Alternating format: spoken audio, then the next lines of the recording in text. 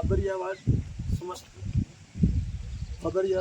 આખી સમાજ ક્ષત્રિય સમાજ દ્વારા દેવી ભાગવતનું આયોજન કરવામાં આવેલું છે. ત્યાંના વક્તા શ્રી ડાકણસિંહ બાપુ અરે આપણે વાત કરીશું. ડાકણસિંહ બાપુ બાબરિયાવાડ ભૂમિ પર આપણું સ્વાગત છે. આ એનો પરિચય તમારો બાબરિયાડની ધરતી ઉપર આમ તો 42 ગામ કાઠી સમાજ બાબરિયાવાડ એમનું તીર્થસ્થાન રાયડી નદીને કાંઠે મા મોમાઈનો વડ એવા નામથી સુપ્રસિદ્ધ છે. આસ્થાનું ઠેકાણું છે.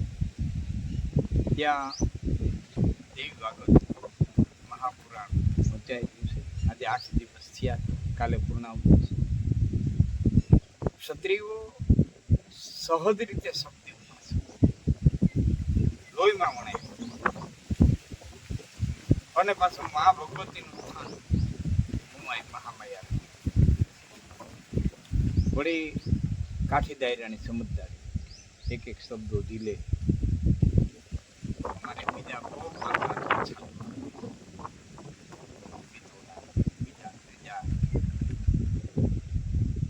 અને દેવી ભાગવત એક એવો ગ્રંથ છે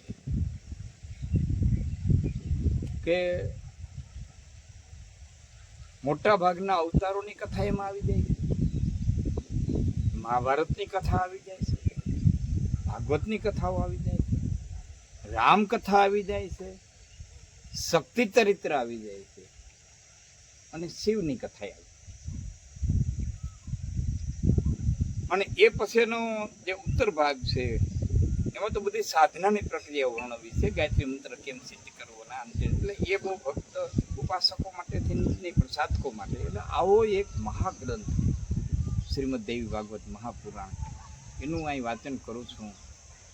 આમ તો મારું ક્ષેત્ર પહેલાં તો લોક સાહિત્યનું, પછી લોક વાર્તા મારો મુખ્ય વિષય. આકાશવાણી રાજકોટ ઉપર લોકવાર્તામાં બિહાઈ છું, દુવાચનમાં બિહાઈ છું. લોકકલા સ્ટેજ, પણ હવે સ્ટેજમાં એવું બનતું કે 3-4 કલાક, 2 કલાક, 2 કલાકનો વારો આવે. મારે જે પહોંચાડવું એનો હું વ્યાપક રીતે પહોંચાડી નતો, ટૂંકમાં સમજાવી નતો. એટલે મેં આ ક્ષેત્ર પસંદ કર્યું. કથા, રામકથાથી શરૂઆત કરી, ભાગવત કથા કરી, પછી દેવી ભાગવતની કથા કરી. દેવી ભાગવતમાં મને વિશેષ આનંદ આવ્યો. એક તો હું ચારણ, શક્તિ ઉપાસના લોહીમાં, શિવ શક્તિની ઉપાસના, અવળી ભાગવત કથા પણ કરેલી, રામકથા પણ કરેલી, મારા પ્રમાણનો અભ્યાસ પણ કરેલો. અને એ બધું આમાં આવે એટલે એમ થયું કે આ એક મહાગ્રંથ ને આપણે થોડો વધારે ન્યાય આપીશું. ક્ષત્રિય સમાજ સાંભળવા માટે ઇતર સમાજ બધો આવે છે, શક્તિનો ઉપાસક, દેવી ઉપાસક, અને દરેકને પોતાના કુળ દેવી હોય, 18 વર્ણ. સહજ રીતે દરેકના લોહીમાં શક્તિ ઉપાસના તો પડેલી જ છે. એ જ્યોતિને થોડીક પ્રગટાવવાની જરૂરિયાત છે. બાકી શક્તિની ઉપાસના તો છે જ, માની ઉપાસના તો બધા કરે જ. એમાં વિશેષ સાંભળે એટલે એને વિશેષ આનંદ આવે. તો લોક સાહિત્યના ક્ષેત્રમાંથી, લોકવાર્તાના ક્ષેત્રમાંથી હું આ ક્ષેત્રમાં આવ્યું. એટલે ઓલા ક્ષેત્રમાં છું, આ ક્ષેત્રમાં આવ્યું, પણ મને વિશેષ આમાં આનંદ આવે. એમાં આનંદમાં આનંદ ભળ્યો. આખી સમાજ બાબરિયાવાડ એને આમંત્રણને માન આપી અને પૂજ્ય મોરારી બાપુ પધાર્યા. અમારા કથાકારો માટે તો બહુ ગર્વની વાત કહેવાય. અને એ બધું શક્ય આ પરિવારો દ્વારા. બાપુને આમંત્રણ આપે, બાપુને આ પરિવાર પ્રત્યે બહુ લાગણી, કાઠી સમાજ પ્રત્યે.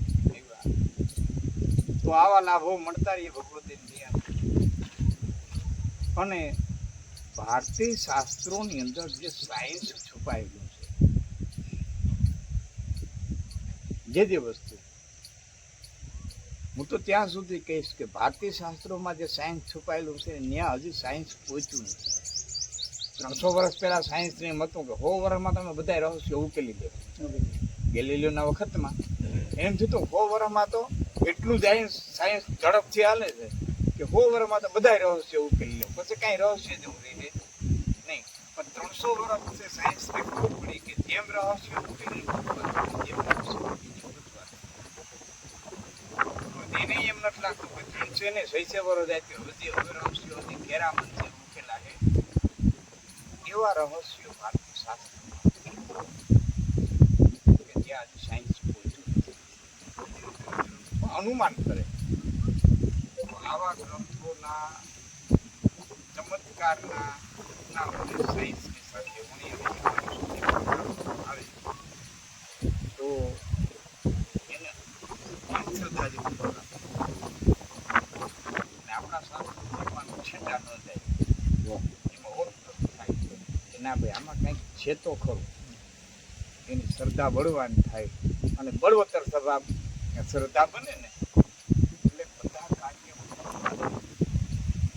જાહેરમાં કહું છું કે કોઈ ધનવાન હોય, કોઈ બળવાન હોય, કોઈ આયુષ્યવાન હોય, કોઈ રૂપવાન હોય, કોઈ ગુણવાન હોય, પણ શ્રદ્ધાવાનથી બળવાન જગતના પટમાં તો કોઈ નથી. એની પાસે શ્રદ્ધાનું બળ છે એનાથી બળવાન દુનિયામાં કોઈ નથી, અને અંધશ્રદ્ધાવાળાથી અકલમઠો દુનિયામાં કોઈ નથી. અકલમઠામાં અકલમઠો હોય ને તો અંધશ્રદ્ધાથી કળણ છે. એને ગીતાની અંદર શબ્દ કૃષ્ણે કળણ હોય છે. અમારી ઘરની ભાષામાં કહીએ તો માદણું. એક એવું માદણું એમાં એક વખત પડો ને જેમની કરવાની કોશિશ કરો, જેમની કરવાની કોશિશ કરો કૃષ્ણે કળણ હોય ગીતા. તો અંધશ્રદ્ધાથી એવું કળણ છે. એક વખત એમાં પડી જાય પછી એના ચક્કરમાં નીકળવું એ બહુ વહેલું છે. મારો એવો હેતુ છે કે સાયન્સને જેટલું ઘણું બધું હજી મારામાં ખામી, ઘણું બધું મારામાં સમજદારી, ઘણી બધી ઘણું બધું સાયન્સ નથી નથી શકતો, હજી હું ત્યાં નથી. પણ જેટલું બને એટલું યુવાનોને આ વાત પહોંચાડીએ. કે કથાકાર ઘણા બધા થોડું બધું ભણે છે, મેં ખાસ કરી અને માધ્યમ પસંદ કે જ્યારે યજ્ઞના સમજીને એના બધા કારણો, એની પાછળના અસ્તિત્વના ખેલ, એની ભૂમિકાઓ, એ બધું અદ્ભુત સાયન્સને વણે છે. તો આ રીતે વેદોની પુરાણોની વાતો સાયન્સમાં વણી અને જો યુવા વર્ગ સુધી પહોંચાડવામાં આવે તો અંધશ્રદ્ધામાં જાતો ભટકી જાય, જીવન બરબાદ ન થાય. આવું એક મકસદ ખરું ઊંડે એવી શ્રદ્ધા ખરી કે આજનો યુવાન આપણા કર્મકાંડ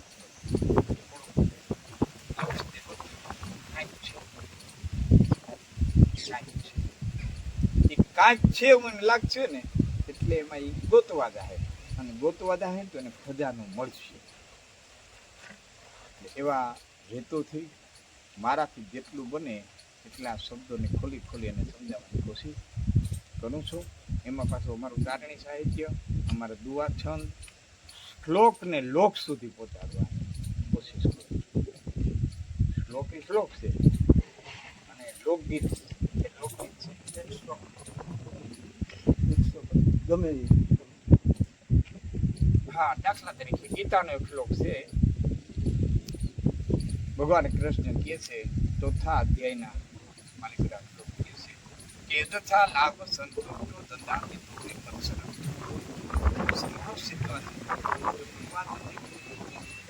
હે અર્જુન, જે લાભ મળે એમાં સંતોષ માને. દંડાતી તો સુખ દુઃખ લાભ હાનિ દ શબ્દ આ દ્વંદ્વથી પર થઈ ગયેલો. વિમત્સર ઈર્ષા વિના સમહ સિદ્ધવા છે. કાર્યની સફળતામાં અને કાર્યની અસફળતામાં પણ જે સમાધિ કર્મ કરતો હોવા છતાં કર્મના બંધન નથી. આ વાતને ગંગા સતી માનભાઈ અરબ ચોકની જેની હેઠકી નાવે અને આઠે પોર આનંદ. એ વાતને તુલસી કીએ તુલસી કે બીનું સત્સંગ કે બે હોય અને રામ કૃપા બીનું જેનામાં સંતોષ આવે એટલે આ શ્લોકની જે વાતો છે એ શ્લોક સતત મારો પ્રયત્ન કરીએ છીએ અને એ પ્રયત્નો મને અસ્તિત્વ સહાય કરે. બ્રહ્માંડમાં એક શક્તિ તો ઘૂમી રહી છે. એનો દાખલો દઉં. સાયન્સે આ શરીર આખું ખોલી દે અને એક એક પાર્ટ જોઈએ નોખો કરીને જોઈએ.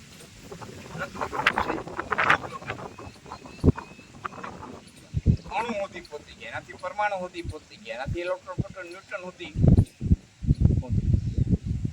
ઊંડાઈ ગારો ખાય, સિંહણ અખાજ થાય અને આપણે જનેતા ડાયટને રોટલી ખાય, બધાયનું ધાવણ થોડું થાય. આ હંચો ક્યાં આવ્યો એ આજથી કરી સાયન્સ ગોતી નથી. આ હંસો ક્યાં આવ્યો એ સાયન્સ ગોતી ગયું નથી. તો ત્યાં સાયન્સ ટૂંકું પડે છે, સાયન્સ ટૂંકું પડે. અને ભારતીય શાસ્ત્રો એમ કહે છે કે ભાઈ તો ધાવણ બને છે ક્યાંથી, ધાવણ બને છે ક્યાંથી. તો ભારતીય શાસ્ત્રો છે એ એમ કહે છે કે માતૃત્વની ભાવના, કરુણાની ભાવના, સ્નેહની ભાવના જ્યારે અતિશય બળવત્તર બને અને એની એક અવધિ આવી જાય, પ્રેમની, માતૃત્વના પ્રેમની એક અવધિ આવી જાય, કરુણાની એક અવધિ આવી જાય અને અવધિને વળોટી જાય ને ત્યારે લોહીનું ધાવણ થાય. એનો એક દાખલો આપું તો તમને સમજાઈ જાય વાત. મહાવીર સ્વામી એક જંગલમાં જવાની તૈયારી કરતા હતા ને તો એ કીધું ભાઈ ત્યાં ચંડીકોષ નામનો સાપ બહુ ભયંકર સર્પ રહે છે, તમે વનમાં જતા નહીં. આનામાં તો એટલી કરુણા હતી મહાવીર સ્વામીમાં, એટલી કરુણા હતી કે એને સર્પ ઉપર કરુણા આવે ને. સર્પ આવ્યો, કથા લાંબી, સર્પ આવ્યો, ડખ દીધો મહાવીર સ્વામીના અંગૂઠામાં, ડખ દીધો. તો કથા એમ કહે છે કે અંગૂઠામાંથી દૂધ નીકળ્યું, લોહી ન નીકળ્યું, દૂધ નીકળ્યું. એ દૂધ ક્યારે નીકળ્યું? એ સાપ ઉપરની એની અતિશય કરુણા જે હતી, કરુણાની અવધિ આવી ગઈ ને ત્યારે મહાવીર સ્વામીના અંગૂઠામાંથી જે લોહી નીકળ્યું ને એને ધાવણનું સ્વરૂપ ધારણ કર્યું, દૂધનું સ્વરૂપ ધારણ. તો સાયન્સ અંતો ન ગોતી હતી એ આપણા શાસ્ત્રો, આવું ઘણું બધું શાસ્ત્રોમાં છે. વિદ્વાનોને હું તમારા માધ્યમથી વિનંતી કરીશ કે ખૂબ વચાય એટલા ભારતીય શાસ્ત્રોને વાંચો. ન વધે તો ખાલી ગીતાજી વાંચો, રામાયણ વાંચો અને એ ન થાય, એ ન થાય તો આ સોશિયલ મીડિયાના માધ્યમથી જે જાણ્યા પીછાણા વિનાની નિંદાત્મક વાતો